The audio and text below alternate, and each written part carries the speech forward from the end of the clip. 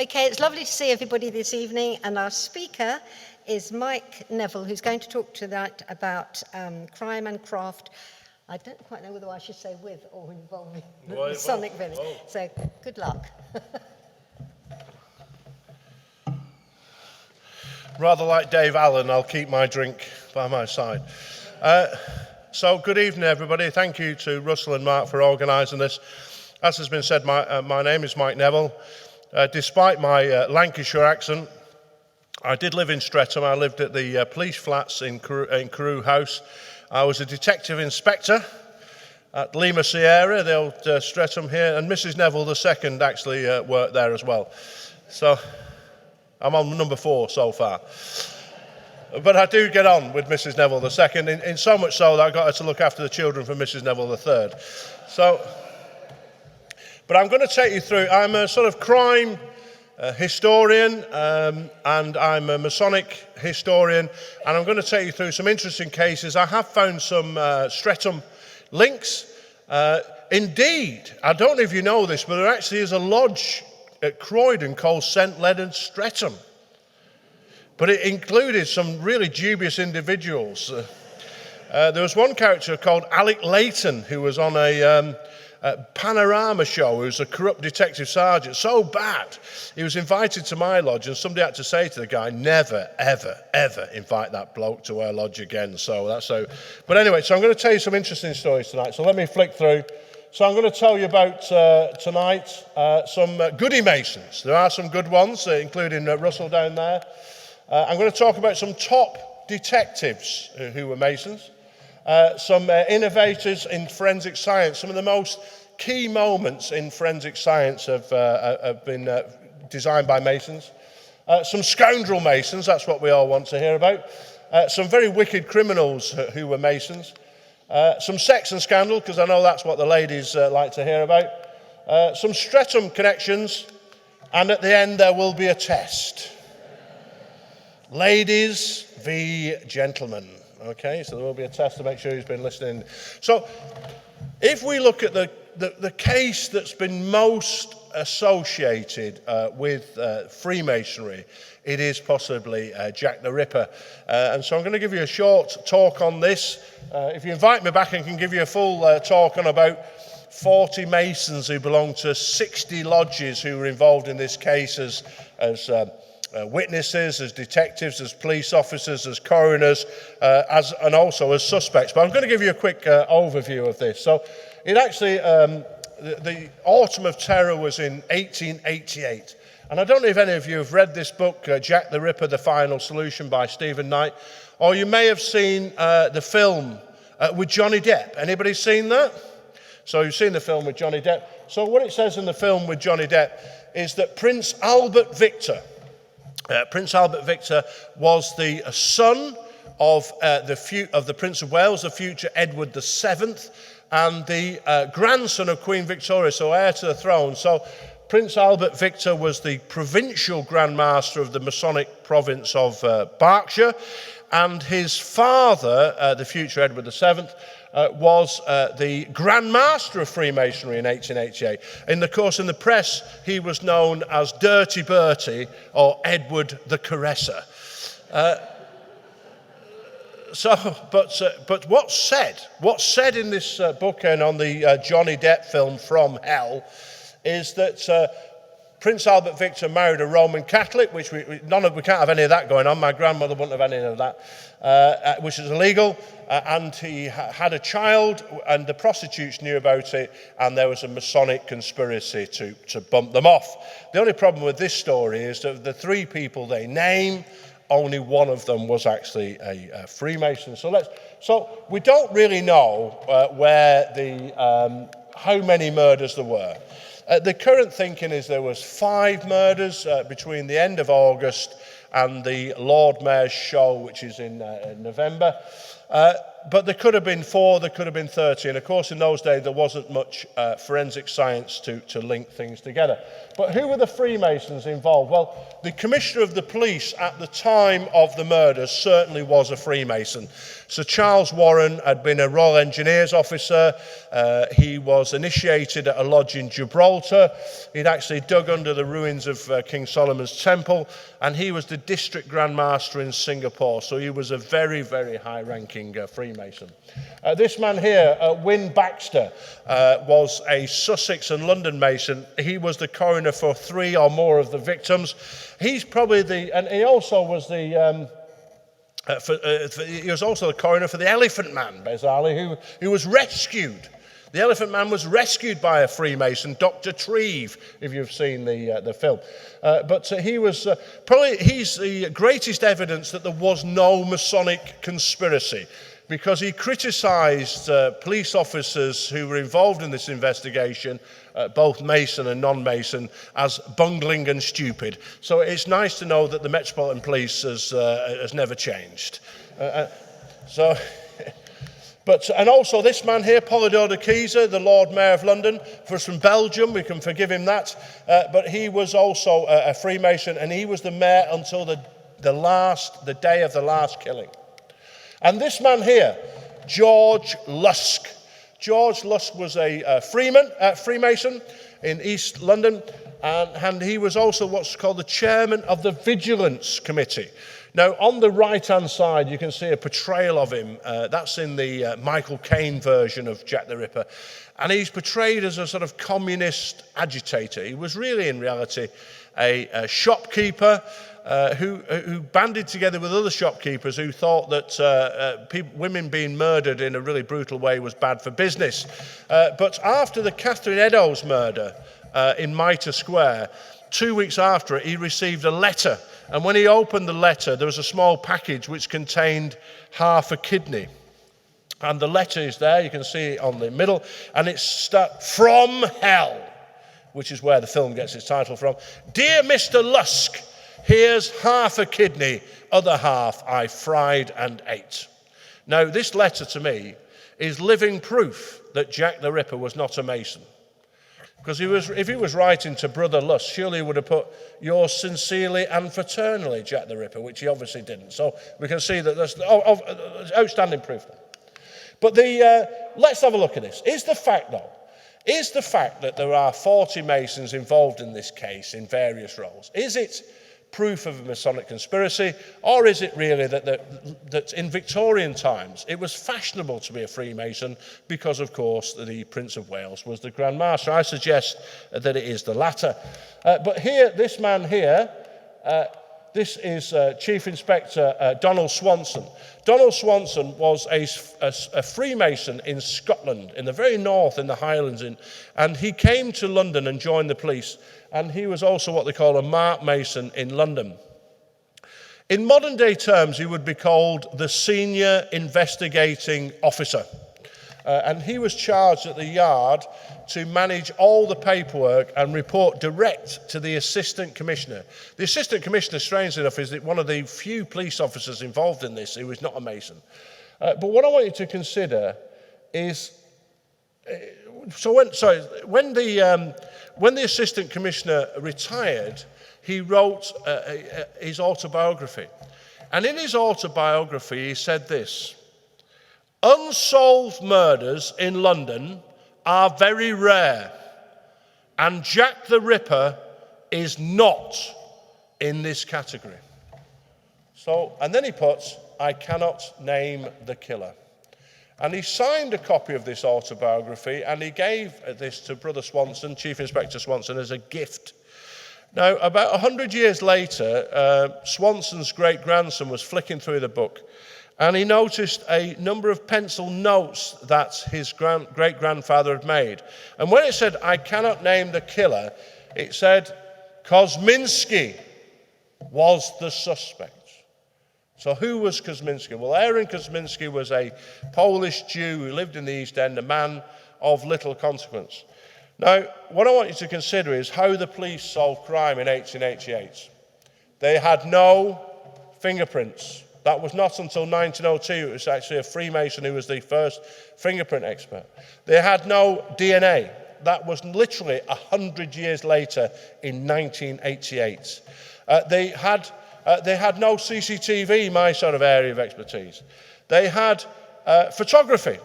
But of course, you'd have to say to Jack the Ripper, can you stand still for 20 minutes? So he's not going to do that. He's not going to do that. But they did have detectives. And the city police tasked a number of detectives to follow Kosminski around. And they were disguised by a man called Willie Clarkson, who was a Freemason at the Drury Lane Theatre Lodge. So he was an expert in costumes.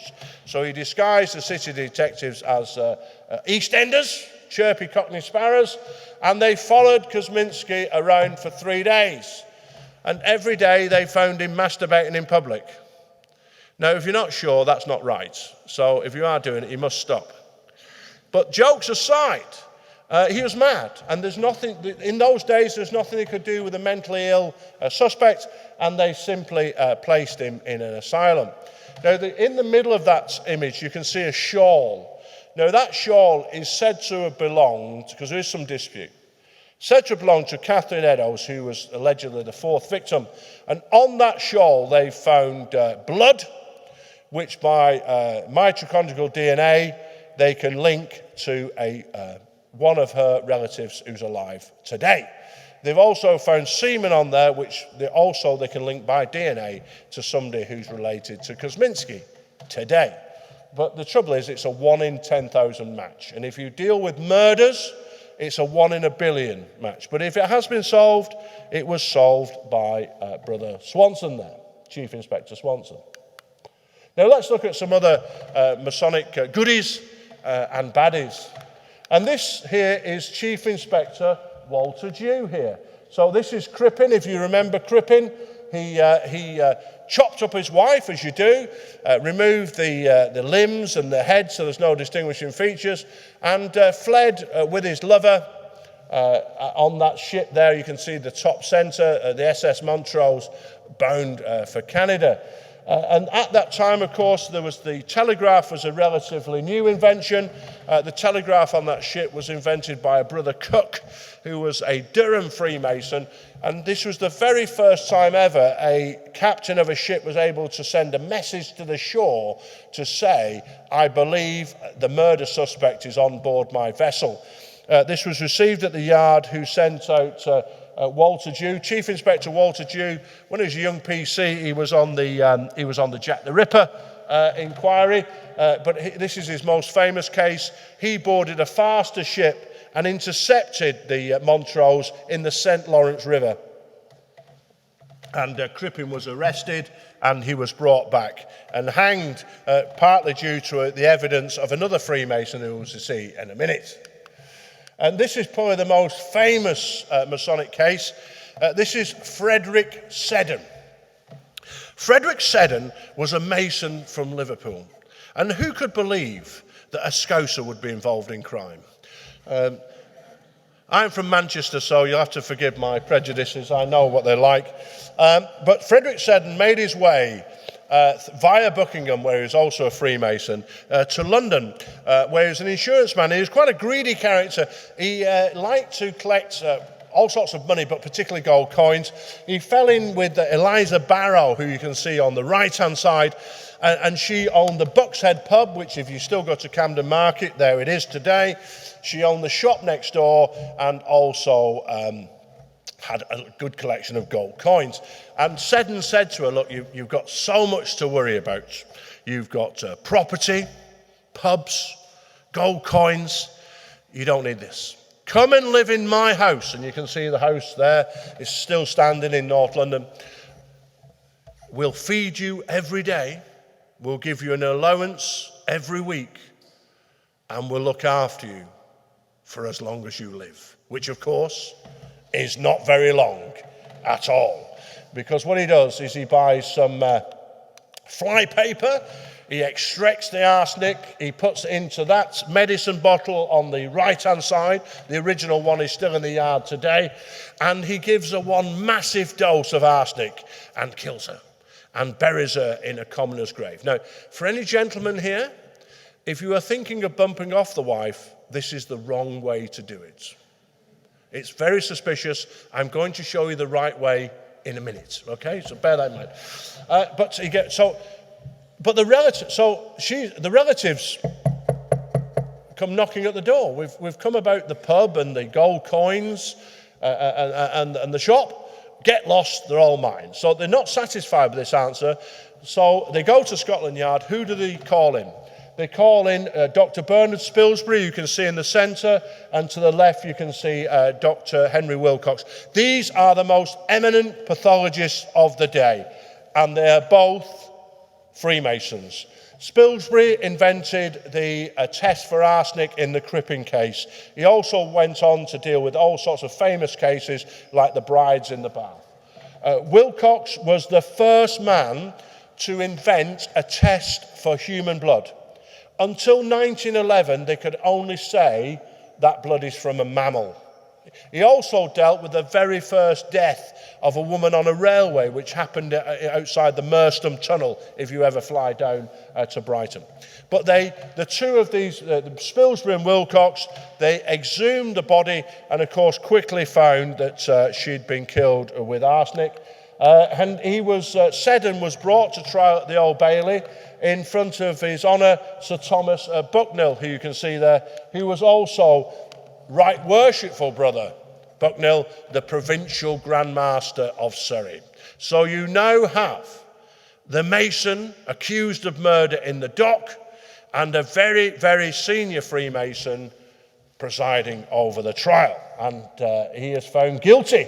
And this is the only photograph in the world of somebody being sentenced to death at the Old Bailey. They think it was taken by a lady with a camera hidden in her hat. And if we look here, we can see Seddon's bald head in the dock. And if we look across, we can see that the chaplain has just put the black cap on Right Worshipful Brother Bucknell's head. And this is where he spoke to Seddon. Because, of course, if you're a judge, are there any judges here? You have to speak in a certain way, don't you? Have you anything to say that will prevent me pronouncing the sentence of death? And Seddon made a Masonic sign at the judge and said, by the great architect of the universe, I am not guilty of this crime. Now, some of you will think that would get him off, but this is what Brother Bucknell said. Our brotherhood does not encourage crime. It condemns it. And he sentenced him to death. So if you think Masons get off at court, then I recommend this story to you. But here we go to an even more Masonic case. And this is the case of Worshipful Brother Herbert Armstrong, Major Armstrong, who was a solicitor in Hay-on-Wye. Any solicitors or lawyers here? Oh, that's an admission. But he was, and you'll notice that he is quite a small, weedy man. And so the laws of the universe dictate that he must marry a big strapping woman who is a bully, really. She bullies him, she opens his mail, and the first time he escapes this woman is in the army. He's in the Territorial Army in the First World War, that's why he's a major. And he comes back and she's bullying him again. So he escapes to the garden. But he's quite a pedantic man, and he doesn't like dandelions. So his solution to this, he goes to the chemist shop in Hay-on-Wye, and from a brother Mason, he buys some arsenic, which he puts into a squirter gun, and he squirts the dandelions, and he kills them off. But this is not all he does. He keeps some of the arsenic back. Now, remember I said, gentlemen, about the right way to do it. What he did is he just put a tiny bit of arsenic in his wife's food every day. Just a tiny bit. So over a series of months, his wife went sort of slightly mad, and then a little bit more mad, and then totally mad. But sometimes, gentlemen, with women, it's hard to tell, isn't it? And then, be careful if you laughed, but then she was dead, and no one suspected a thing. And everybody felt sorry for him. Terrible Major Armstrong, he's been widowed. But all this does is emboldening him, because now he thinks there are 2 solicitors in Hay-on-Wye, and it'd be far better for business if there was only one. Now, so what he does, he decides to murder the other solicitor, who is a member of his lodge. Now, personally, I feel this is where he crosses the line. Because it's one thing to kill the wife, isn't it? But to kill a brother in your own lodge, that's outrageous, isn't it? Shocking. But anyway, so the first attempt at bumping off the solicitor, he sends a box of chocolates to the solicitor's home. And all the family eat them. They're all terribly ill, but not dead. And when they later examine them, every chocolate has got a little hole in which matches the dandelion squirter. Having failed in this, he now tries, which I would suggest is the most English method ever of murdering somebody. He invites the other solicitor to afternoon tea, and the murder weapon of choice is an arsenic-laden scone. And the famous phrase which was repeated at court was, "Excuse fingers," as he politely passed the scone to the solicitor. Who ate it? Very ill, but not dead. So the other solicitor flees for his life. And what do? The yard are called, as in those days, the police force is very small in in the Midland area. They call in the yard. Who do the yard call in? Brother Spilsbury and Brother Wilcox. And they exhume the wife's body. She's been dead several years, but the skeleton is riddled with arsenic. They examine the scone, arsenic. They examine the chocolates, arsenic. He's actually, Armstrong is arrested by a detective sergeant in his own lodge, and he's got arsenic in his pockets. This is a case even the Metropolitan Police could solve. And so he's brought to trial, and he's found guilty and hanged. And it does, as a former senior detective, it does give me some perverse pleasure to see a lawyer hanged, but that's a personal indulgence. You'll have to forgive me. Okay. But let's move on to some wickedness, which involves the Grand Master of the Freemasons. And this is the 10th Duke of Devonshire. 10th Duke of Devonshire is he was the Grand Master of the Freemasons in the post-war years until his death in 1950. Now, he was a very influential man. He's on Churchill's cabinet in the war. His sister, Lady Dorothy, she was married to the Prime Minister Macmillan. His son was engaged to JFK's sister. This is a big-time influential family. They have a beautiful home, Chatsworth House in Derbyshire. And the top, you can see Eastbourne. The Dukes of Devonshire don't have a holiday home in Eastbourne. They own Eastbourne. The entire town belongs to them. But this was a bad place to have a heart attack in 1950 because the GP there was Dr. Bodkin Adams. Bodkin Adams was worse than Shipman. He probably killed 300 people, usually rich widows, putting them to sleep with morphine, but also the Grand Master, he put him to sleep. But he was left. These ladies loved him, like the population loved Shipman, the community loved Shipman. He was left vast amounts of money, 2 Rolls-Royce Silver Ghost cars, vast amounts of property, and so he lived in luxury in that 17-bedroom house in Hartington Road that you can still see today. But eventually, he was brought to trial and got off. So how was this achieved? The villain, in my view, is Manningham Buller at the bottom left, who was the Attorney General and not a Freemason. He had to pick the case because you'd be only tried for one murder at a time. He picked a case where the body had been cremated and all sorts of evidence started to go missing. Why is this happening? What's going on here? Well, firstly, the NHS was very new. So the last thing the government needed was a doctor being hanged until he's dead. The BMA, any doctors here? They all clubbed together and said you can't give evidence for the prosecution. It's patient confidentiality, which is, of course, is nonsense because they're all dead. And of course, the homosexual police chief in Eastbourne didn't want any trouble because he would just bring woe to himself. So he kept his mouth shut. So the net result was that Bodkin Adams got found not guilty of all these murders. And at the moment he was found not guilty, Manningham Buller reached across the court and he handed him a letter like Tony Blair gave to the IRA men. You can't be prosecuted. So fast the judge intervened. Whoa, stop, what's going on? Too late. He's had the letter and he moves on. And Manningham Buller knew that the Duke's sister, he didn't want any scandal. The Duke's sister, of course, was married to the Prime Minister. She was in fact bonking Lord Boothby. You remember him? So all this scandal, and he got off. And so if anybody tells you that Freemasons are all powerful, well, if you can bump off the Grand Master and get away with it, how Freemasons are all powerful. And if we look at the background here,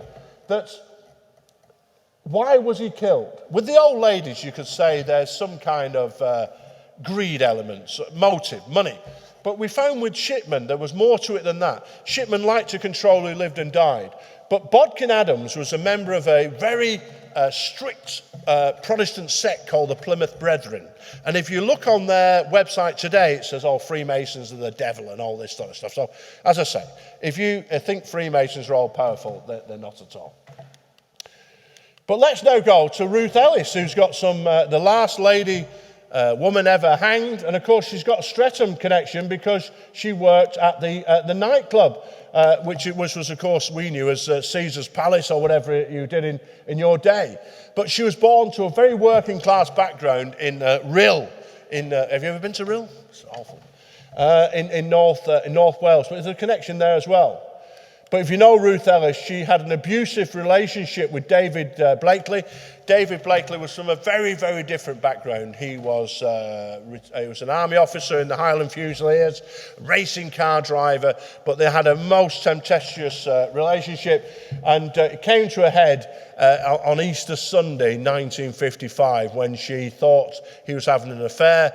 And she's said to have walked for 2 miles in high-heel shoes with this. The whole thing is very dubious how it happened. And she took the pistol. Somebody had taught her how to shoot because David Blakely ran around a car and she fired 6 shots and hit him with 5. And so she was arrested. The first Masonic connection is that the detective inspector who she confessed to, Peter Gill, was a Mason. But it led to some difficult decisions for Freemasons because she was actually, when she was tried, the judge was His Honour Sir Cecil Havers. That's Nigel Havers' father. He was a senior Freemason. And when she was found, if you know, the prosecution at the Ruth Ellis stood up and said to her, Miss Ellis, when you shot David Blakely, did you intend to kill him? And she said, yes. And he said, no more questions, because the case, in a sense, is proved. And at that time, of course, there was only one sentence for murder, which was death. But Brother Havers, he wrote to the Home Secretary recommending clemency, mercy. The Home Secretary was also a Mason. He was Lloyd George's son, the famous Lloyd George's son, the Prime Minister, Major Lloyd George, who was also a Freemason from North Wales, about 10 miles from Ruth Ellis, where she was born. He said, let the law take its course. And of course, she was hanged. Cecil Havers never got over this, and there was some element of Masonic kindness that he paid for her son's private education. He sent an annual allowance every time. But now let's look at some gangsters and villains of the 60s. I'm told, I didn't realise there was in my book, there's a chapter on Brother Freddie Mills, who apparently was round here. But you'll be pleased to know, or I'm pleased to know, that none of the train robbers were Freemasons. But let me tell you the story. So 60 years ago, just over 60 years ago, the post office had a grand scheme. They would ram a train full of money in Scotland and then move it really slowly through the night to London. And as it was a bank holiday, they rammed it with 5 times as much money to move slowly through the night to London. And the South London villains had a great plan. It was very well executed. They put up a red signal near Cheddington in Buckinghamshire, and to stop the train. And the intention then was to detach the high-value packages, the moving post office and the engine, and move it forward to the bridge where they offload it. Now, Ronnie Biggs, who's got some connections to Streatham, I'll show you. Ronnie Biggs, his job was to recruit a train driver to move the train forward. As it was, he recruited somebody who could drive Thomas the Tank Engine. Right? So they had to batter the driver, Jack Mills. Now, the public don't like violence, do they? That's a bad thing. But they forced him to move the train forward, and down that embankment on the top left, they took down the equivalent of £30 million in today's money into 2 army trucks and drove 17 miles to the hideout, bottom right, at Leatherslade Farm, where they had so much cash, they played Monopoly with real money. Okay? I've had the privilege of holding the real Monopoly set. It's still there in the Thames Valley Museum.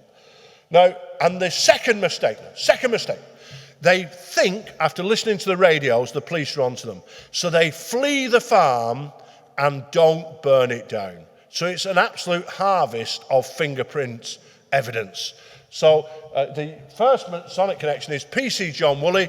Is a man that, is like my own life. He was in the Royal Military Police, then he joined the police as a chief inspector at the end. But John was the first PC on scene, and the farmhand called them in. He went to look at the farm, and he said he was frightened out of his life wandering around this farm, but he found a trap door. And when he went down, he couldn't see what he was doing, but he found something. When he came back up, it was a post office money bag. That's how they knew that the farm had been used. And the fingerprint experts in the yard were called in. And of course, the Monopoly set and the rest of it identify many of the villains who were quickly arrested, including Ronnie Biggs. Now, Ronnie Biggs, of course, he was put in Wandsworth Prison.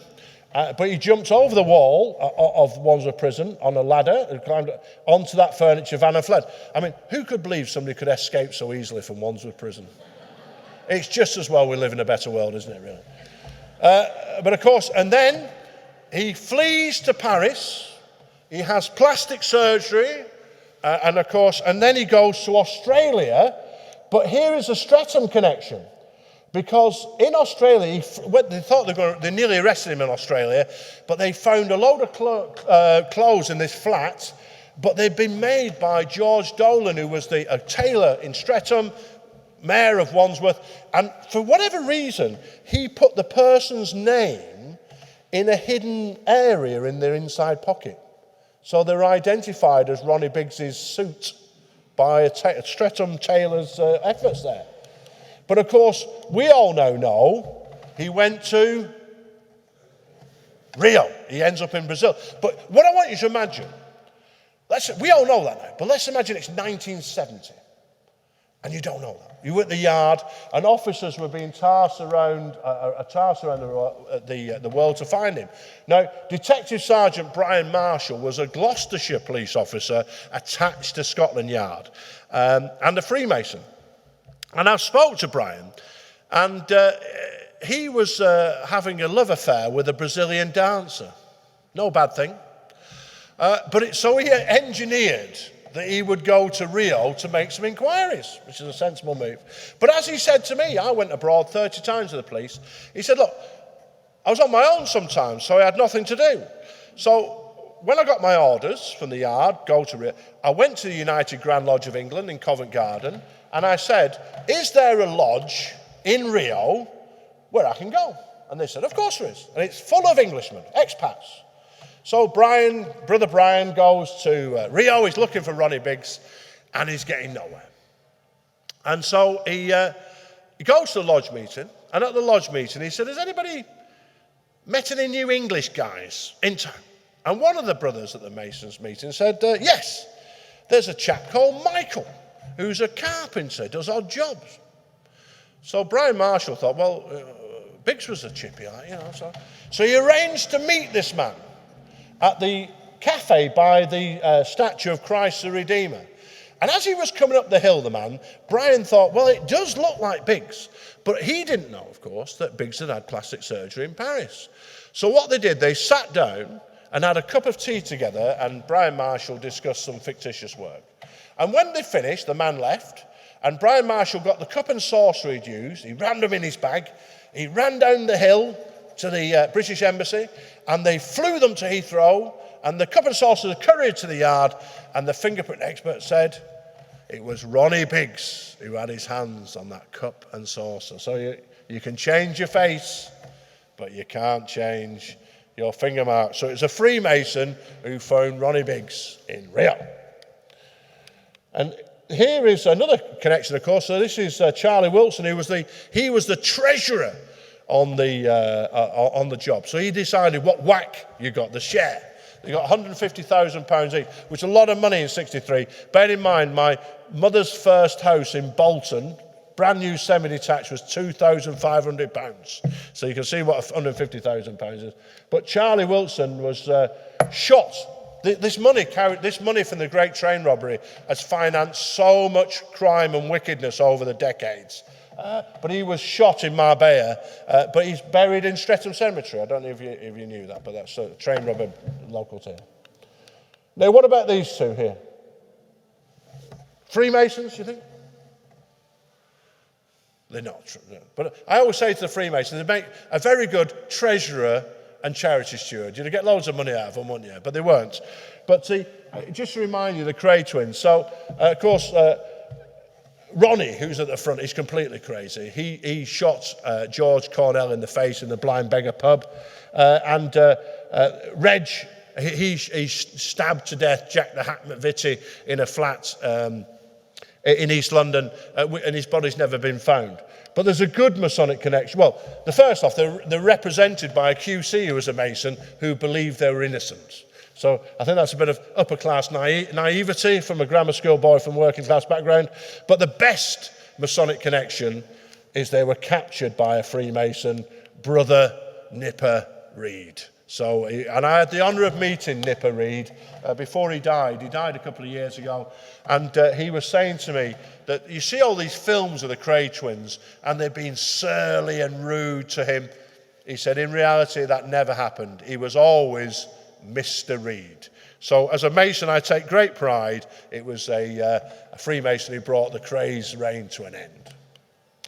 And what about this? This is dreadful, really, for me, in the sense I'm from this part of the world. For those who are not old enough, these are the Moors murderers. This is Myra Hindley and Ian Brady, who were sort of sexually perverted, wicked killers who killed 5 teenagers or children during the 60s. Absolutely dreadful in the sense that people were appalled that Myra Hindley used the fact that she was a woman, that children would trust her, they'd bring them into their cars. My uncle was a detective on the case. But what are the Masonic connections to this case? And of course they buried them on Saddleworth Moor, which was between Lancashire and Yorkshire. Well, what happened is towards the end of their wickedness, Brady, the man, he wanted to bring somebody else on board. And so Myra Hindley, her sister was going out with a man called David Smith. And Brady wanted to impress him. Now, we might impress somebody by showing them a parachute regiment beret or a nice watch or a nice car or something. He impressed David Smith by inviting him round to their house in Hattersley. You can see it here on the top left. And putting an axe into Edward Evans's head in front of him. David Smith fled for his life and rang the police and said in his message to the police, there is a madman in the house in Wardlebrook Drive. He has put an axe into a man's head. There are knives and guns in the premises. Now, what I want you to imagine is what would happen today if that message came through to the yard or Great Manchester Police or Cheshire Police Headquarters. There would be a 50-page risk assessment. There'd be a 100-page operational order. There'd be 3 helicopters flying around. There'd be robotic police officers with rifles. There'd be dogs barking. And there'd be a press conference. Not in 1966. On the right-hand side, you can see Superintendent Bob Talbot, who I know must be a good man because he's a Freemason from Bolton. And he received this information, And he went to the scene with his sergeant, and he saw the bread man. And he said to the bread man, "Give me your coats." So he'd got the bread man's coat on, and he got the bread man's basket, and he knocked at Myra Hindley's door. "Bread man, come in, love." In he comes. "Ha-ha, policeman! Right, open that door." And I know from being in the police, if you speak to somebody in a certain way, they do what they're told. Open the door. Brady's arrested, and the Moors murders come to an end. So I take, again, great pride. It was a Freemason who brought the Moors murders to an end. But there's another surprise Freemason involved, which is this chap. Remember him? Lord Longford. Or as the son called him, Lord Wrongford, who spent his time trying to get them out of prison. So the irony is this, is you have a masonry, Bob Talbot, who put them in prison, and a rather stupid Mason, Lord Longford, who tried to get them out. And also you can see that the other Mason involved, the bottom right, was Peter Topping. He was the one who tried to find Keith Bennett's body. And it's a sad thing, where there's his mother, Winnie, that she pleaded to find her son's body, but they never gave him up. But of course she's reunited with him now. So some other Masonic villains, or goodies. The Black Panther was not a Mason, but the man who brought him to justice was, and that is Alan Wright, who was Detective Chief Superintendent in Staffordshire. This is a rather stupid Masonic tale here. This is the A13 silver bullion robbery, which was committed by a man called Lenny Gibson. Lenny Gibson was the master of a lodge in Southgate, and with two brothers called the Aguda, who were Masons, they targeted a silver bullion contingency which was being moved in a lorry from central London down the A13 to Tilbury Docks to be shipped to East Germany. One of them dressed up as a MOT inspector. As the lorry approached, they waved it in, they pulled out the guns, and they stole more money than the Great Train robbery. They then hid the loot in a garage in Arnos Grove. Now, the man tasked to investigate this in the police was Detective Chief Inspector Tony Lundy.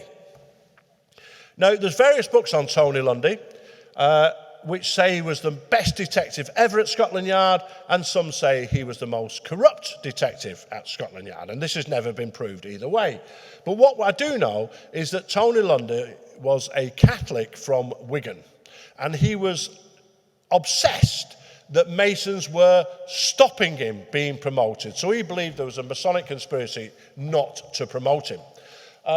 When he arrested, though, some of the smaller villains involved in this and questioned them, the other villains were convinced that Tony Lundy was, in fact, a Mason with Lenny Gibson and didn't want to tell him any information. So you've got these two bizarre Masonic conspiracies going on, neither of which is correct.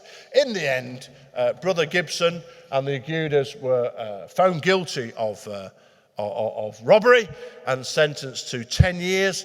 The Masonic Lodge's solution to this is rather unique. It made them what they call country members and paid their fees. So when they were released from prison, they came back. But in the end, the Grand Lodge intervened and booted them out. Now, what about this? Anybody recognise this face? This is, in fact, Kenneth Noy. Now, if you go onto Google right now and you put in there Kenneth Noy Freemasonry, it will say this. Kenneth Noy was a Freemason who was proposed and seconded by corrupt detectives. He ran a gold smuggling enterprise in his lodge and when he was the master. The facts are these, that he was a Freemason, but he never achieved any rank whatsoever. He was proposed and seconded by two scrap metal dealers. And the only police officer in his lodge was a sergeant from the transport police. So unless he was going to do the Great Train robbery, he wouldn't be any use. But what do we know about Noy? So when the Brinks Mat robbery occurred, he wasn't there. But the villains, and they were very violent men, they were after cash. They actually found £26 million worth of bullion. And what do you do with it? You can't take it to cash converters. So Noy is the fence. And if you remember Goldfinger, of course, Goldfinger smuggled gold by making a gold Rolls Royce. Noy's not as classy as that. He made a gold transit van, okay? In the course of the investigation, John Fordham, detective on the right side, was undercover in his back garden in a vast house he lived in West Kingston in Kent. And Noy found him and stabbed him 9 times. He was charged with murder, unbelievably got off, but the judge, who was a Freemason, gave him 14 years for VAT fraud. He then came out and he killed that young lad, Stephen Cameron, on the M25 interchange. And fled to Spain. He was eventually found and extradited and brought back to Dartford police station, where he gave DCI Brightwell of the flying squad a Masonic handshake, which was ultimately used to bring him down. But he should never have been a Freemason, but he was. You might have seen him in the portrayal of this The Gold on BBC, where he's portrayed as a sort of chirpy Cockney sparrow, really. What's fascinating to me, I actually did some research to Grand Lodge, that while he was laundering £26 million worth of bullion, the Lodge had a dispute about whether they should raise the annual fees by £7. So that's a sort of nonsense of Freemasonry and Kenneth Noy. But here's one of the most famous Masonic skullduggery. So in 82, summer of 82, a poster was walking under the Blackfriars Bridge on the city side, where you can see St. Paul's, and he finds a body swinging with bricks and dollars in the pocket. Who is it? It is Roberto Calvi, who is he runs the bank in Milan. And the bank in Milan, it looks after money for the Vatican, the mafia, and the members of his Masonic lodge, the P2 Propagandae Due Lodge in Rome. And when the bank collapsed, he fled and was found hanged. So who killed him? Was it the Masons? Was it the mafia? Or was it the Vatican? Well, I think the Masons are in the clear on this occasion, because if we look into the membership of his lodge, it included people like Berlusconi. I mean, who could believe he'd do anything dishonest? And who's old enough to remember PJ Proby? Remember he used to split his trousers on stage? Well, I did notice that he appeared at the Worcester Crown Court, and he was charged with benefit fraud. But every time I noticed in the paper, he was wearing his Grand Lodge tie. And he did get a not guilty, so perhaps it does help at Worcester Crown Court, I don't know. So in conclusion, there's always been bad Masons. That symbol you see there is what they call a tracing board in Freemasonry. It's full of symbols, but it's got 4 tassels which are supposed to remind us of prudence, temperance, fortitude, and justice, which are supposed to be the virtues of a Freemason. But even in the Masonic story, if you go into the 3rd degree, that 3 of the Master Masons killed the Grand Master. And 12 of them were involved in it as well, so there's 15 baddies. So even Masonic ritual acknowledges there's some baddies in Mason. And we've got to acknowledge that Noy was a Mason, that Seddon was a Mason, and this lunatic Breivik, remember him? I went to Norway to help the Norwegian police after that. He must have been a lunatic. He blew up a government building at 4 o'clock on a Friday. Who's on a government building at 4 o'clock on a Friday? He killed an old lady and a dog. Unbelievable. Must be mad. But for every one of these bad ones, I suggest there's 10,000 good Masons. And this man here, Jim Morrison, a Scotsman, but he's an East End detective. Jim was off duty in Covent Garden, waiting for his wife just before Christmas 91, and he saw a theft occur, bag theft. He chased the thief, and he was found dead near the Indian Embassy. That's his plaque there, you can see on the right. And he did his duty, service before self. Finally, there was a Mason who helped to bring all these 4,000 suspects from the London riots in 2011. That's me. So I did my little bit. Here's a less successful investigation. In Freemasonry, we learn about the murder of Hiram Abiff. But I went to Jerusalem, I couldn't find any evidence, and that's me ended. Now, I'll come to the quiz. Now, let's break. Thank you. I've been told I've got a break. Thank you.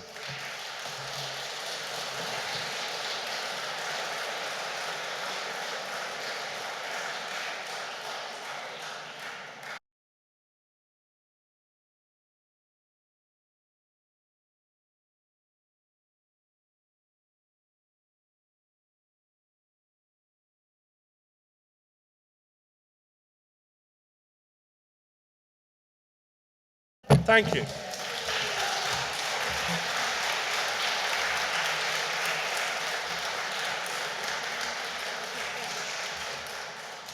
Just before we go, and thank you, it was really fascinating, and I will try and get your book. Just before we go, this is our last meeting really before Christmas. So we will be having a party, but it's a members only party. So can I remind you of that?